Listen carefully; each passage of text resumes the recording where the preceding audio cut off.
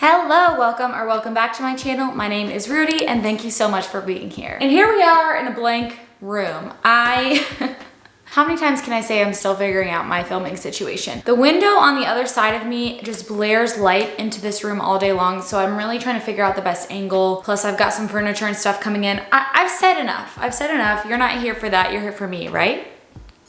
Today we are covering my February favorites and fails, and I have to say I have tried more this month than I have tried in a long time. I think it's because I've been on a quest to try as many concealers as I can, and also I've gotten so many new foundations, and so when you get new foundations, I've been trying like a bunch of new makeup products, and then recently I've also discovered a few new skincare brands, and there's been a ton of skincare launches this past month. And so some of this is brand new stuff to me and some of it I have tried for a while now and I really like it. So if you are new here, as I mentioned, my name is Rudi. We talk about skincare, makeup, vlogging, we do favorites and flops, we do hauls, we do everything here and I would love to have you subscribe.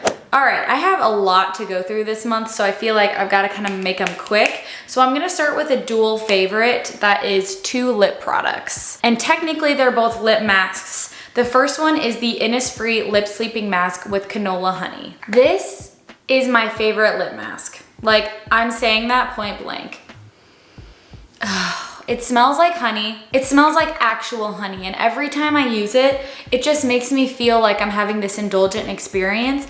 And on top of that, it is 0.59 ounces, okay? It is over half an ounce worth of product. And the actual consistency of it is just this beautiful, thick, luscious experience. I'm actually wearing it right now. I love it. I wish I had another one so that I could keep one downstairs and one upstairs. That's how much I like it. This was sent to me from the brand in a Valentine's Day package and I only found it on their website. So I don't know if it's limited edition. If it is, I'm gonna be so sad. But I saw that they have a few other flavors, like they have a green tea one and I think they have one other one. So I'm curious to try them, but man, this is so freaking good. If you like honey and you like that feeling and that taste of honey and that smell of real honey, you will love this. And the other lip mask that I wanted to mention is the Summer Fridays Lip Butter Balm in Vanilla Beige. So I've actually talked about the Lip Butter Balm before and how I didn't really like it. And the reason was the actual product packaging was horrible. It was like one of those metal tubes, and you know those metal tubes that have really soft, squishy insides? They like, and by insides, I mean the product. They just continue to squirt product out even if you're not even touching it, or if you throw it in your bag and it gets smashed, like product is never gonna stop coming out of it. So they actually changed the packaging to this sort of squishy formula, like a regular product packaging. I'm sorry, what the hell am I saying here? Okay, they changed the packaging. That's what I'm saying. And I love it.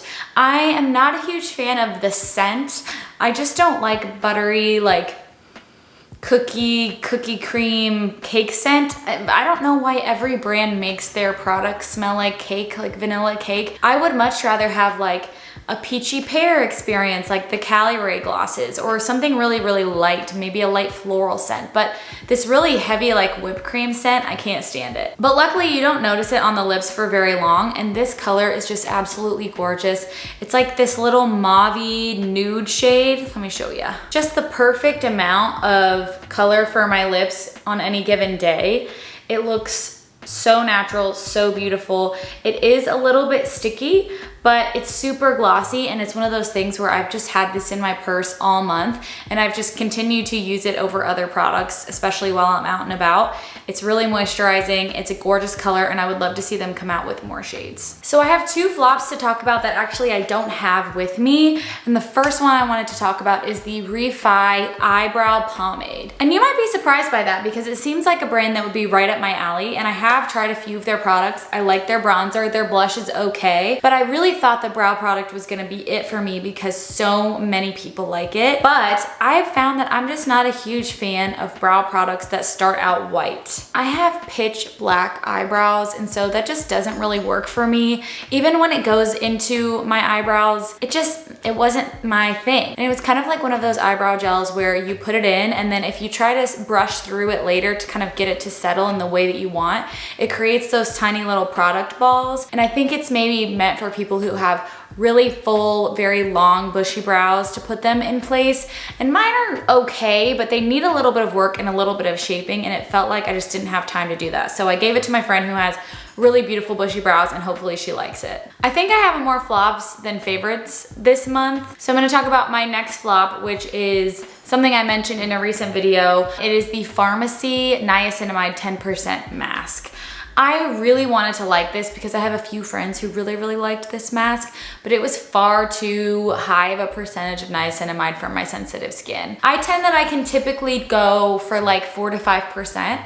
And there was a time in my life where I was using the niacinamide and zinc serum from The Ordinary, and I would get really red flushed skin, and I wasn't sure if it was from my tretinoin or if it was from a serum or if it was from something else. But now I think I know that having anything over 4 or 5% of niacinamide in my routine is just too irritating for me, and I think a lot of other people with sensitive skin have that same experience. Also, on top of that, niacinamide is in literally everything. It's in everything. It's in my cleanser, it's in my serum, it's in my toner, it's in my moisturizer, it's in my sunscreen. So I kind of feel like I've had enough of it and I don't need a 10% mask. Some people who have more tough skin, I know, have loved it, but it just wasn't for me. I ended up giving it to my friend Kevin, who has a little bit tougher skin than me, so hopefully he really likes it. He's coming to visit me later this month, so we can ask him in person. Okay, time for a favorite. I have been using this Cali Free Dreaming Skin Wellness Diffusing Tint a ton this month. I have really liked this for everyday wear. I think one of the reasons that I like it so much is that it is super lightweight and it has no SPF. I just find that I like to customize my skincare on my own, including SPF, and that I don't find that it's super necessary to have in all of my makeup. Sometimes it changes the formulation of makeup, sometimes it gives you a flashback in photography. So I'm just really liking this one. It's super thin. I think as it gets warmer, this is going to be a staple in my summer routine. It's super lightweight and liquidy. I'm going on vacation in a few days and I'm definitely gonna bring this just because it's really easy to pack, easy to put on with your fingers. It has a medium to light medium coverage, and I think that this would work for a lot of different skin types. As I mentioned, I have an entire brand review on Cali, which I can link up above. I definitely recommend you checking this brand out. They have a lot of good stuff. All right, enough of the good stuff. Here's another fail. So I got a package from Pixi and it was a rose collection. There was a time in my life where I was obsessed with everything rose, like rose scented stuff. I wanted all of my candles to be rose. I wanted my perfumes to be rose. Like, I was addicted to that. And it got to a point where I was using it way too much. Like, the smell was everywhere and now I hate it. So I'm really trying not to do that with some of my favorite scents because I definitely am someone who likes to go overboard. But this was the rose collection from Pixi, and this is specifically the, doesn't even have a name on it. It literally doesn't even have a name on it. It's just like a lip? It's just a lip. It's just a lip. It's like a chapstick. So I got this at my old house because they accidentally sent it to my old address. And so I was moving a bunch of stuff and I actually needed a good chapstick to use while I was there and I didn't have anything. So I just pulled this out and used it. And I was hoping for like a really nice sheer color and some really nice, you know, moisture. And what I got was a pretty dang pigmented lipstick with no moisture. It felt like a wax layer on my lip, and because I had no makeup on and I didn't realize how pigmented this was, I got it all over my face. So I can't really blame the product for that because I just didn't have a mirror, but this is just not for me. This shade of red that's like kind of cool toned doesn't really do super well on my skin tone, and at the same time, this is not moisturizing at all. It doesn't have a scent, but I just think that there are so many better lip products out there. Like, you don't need this one. You can definitely skip that line. They also had like a face oil and a blush that came with it, and I just wasn't impressed with anything in that line, to be honest. Another fail, shall we? I was really sad about this one, and I want to preface this by saying that this will probably work for most of you, but for some reason it really didn't work for me, and that is the Chia Bounce Mask from Coco Kind. I have no idea why this didn't work for me. I don't know if it is an allergy to chia. I don't know if it's an allergy to something in the ingredients, but I have never had a immediate facial reaction to a product like I did this one. I will put in pictures so you can see. This happened within 1 minute of putting this product on my face. I've actually talked about this before as a review of some new skincare that's come out recently. And at the time I had patch tested this and there was no issues, but using it all over my face in the shower, I was incredibly red and irritated. I have no idea what it could be. It could be the spirulina in here, could be the chia. I know it's not panthenol and I know that it's not niacinamide. If you have super sensitive skin like me, I don't know. Let me know if any of you have tried this or had a reaction to it, but every single person that I know has tried this loves it. So I was very confused about why this happened to me. I really think that it was just a one-off thing. I definitely don't blame the brand. I think it has to do with my skin more than their product, but I did want to mention it. It was super unfortunate, so you definitely won't see me using this anymore. I've got a hair care duo favorite. This is the Moroccan Oil hydrating line, the hydrating shampoo and conditioner. So I was nervous to try these because I didn't want to like them because they're really expensive, and I already have a brand that I really love that's expensive, which is Crown Affair. I've mentioned their stuff on my page a million times, but they are a little more of a niche brand. However, they are available at Sephora now. But my manager really wanted me to test these out because I was possibly going to work with a brand this year and I wanted to try everything before I agreed to move forward. And I have loved everything I've tried from them.